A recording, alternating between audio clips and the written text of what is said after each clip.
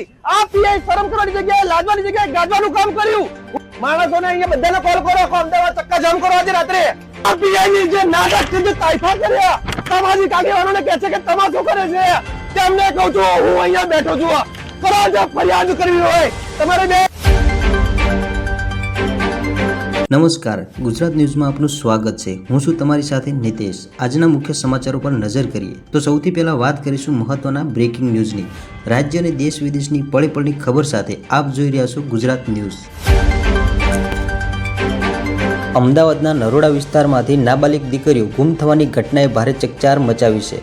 પરિવારજનોના જણાવ્યા અનુસાર કેટલાક દિવસો પહેલા બે નાબાલિગ દીકરીઓને કોઈક ભગાડી લઈ ગયું હતું, જેને લઈને નરોડા પોલીસ સ્ટેશનમાં ફરિયાદ નોંધવામાં આવી હતી, પરંતુ પરિવારનો આરોપ છે કે પોલીસ દ્વારા યોગ્ય કાર્યવાહી કરવામાં આવી નથી અને દીકરીઓ ગુમ થયાને આજે 17 દિવસ વીતી ગયા છે। આ દરમિયાન એક ઠાકોર સમાજની દીકરી મળી આવી હોવાનું જાણવા મળ્યું છે, જ્યારે હજુ એક આદિવાસી સમાજની દીકરી ગુમ હોવાનું પરિવારજનોએ જણાવ્યું છે।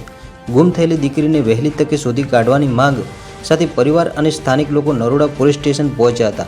લોકોએ પોલીસને 24 કલાકનું અલ્ટિમેટમ આપ્યું છે। લોકોનું કહેવું છે કે જો 24 કલાકમાં દીકરીને શોધી નહીં કાઢવામાં આવે તો નેશનલ હાઈવે નંબર 8 બંધ કરવાની ચીમકી આપવામાં આવે છે।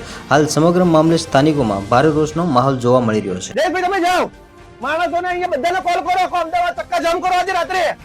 આપણી આ આદિવાસી સમાજની દીકરી નિયુક્ત પતો નથી। આ પીઆઈ શરમ કરવાની જગ્યાએ લાજવાની જગ્યાએ ગાજવાનું કામ કર્યું। હું કલ્પેશ પરમાર, જનતા સેના અધ્યક્ષ, આ બેનની જોડે અહીંયા ધરણા પર બેસું છું। આ બેનની દીકરીને જ્યાં સુધી બેન તમે રોવાની જરૂર નથી, તમે જરાય રોવાની જરૂર નથી। તમારી દીકરીને કઈ નહીં થાય, હું બેઠો છું, ફરિયાદ કરો, જે કરવું એ કરો।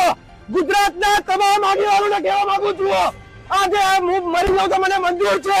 આ પીઆઈ ની જે નાટક છે, જે તાઇફા કર્યા, સામાજિક આગેવાનોને કહે છે કે તમાશો કરે છે, તેમને કહું છું હું અહીંયા બેઠો છું।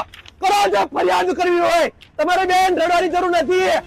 ગુજરાતની દીકરી છે, ગુજરાતની દીકરીને શોધી લાવો, ને તો તમને શરમ કરો, ખુરશી ખાલી કરીને